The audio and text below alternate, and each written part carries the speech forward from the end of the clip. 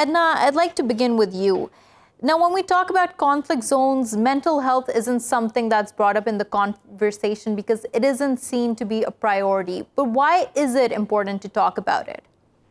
It's important because it affects future generations. Intergenerational trauma is a well-recognized phenomenon.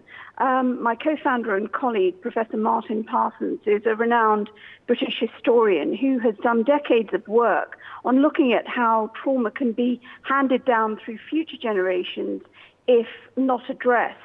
And it's something that's even interested NATO.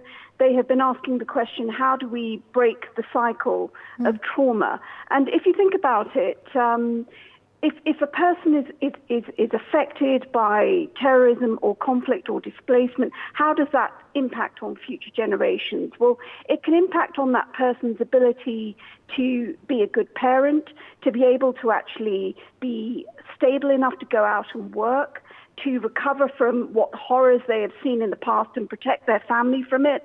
And if they're unable to do these things, this will affect on the children's future outcomes and possibly those children's outcomes too.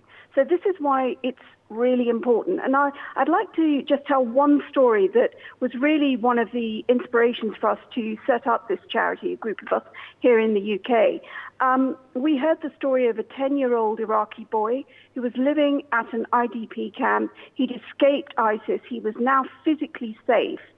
And the whole time he was at the camp, he did not speak. He was completely isolated. And then one day, the NGO workers and camp workers found him barricaded in a room. They broke down the door of the room, and they found that this 10-year-old boy had hanged two small children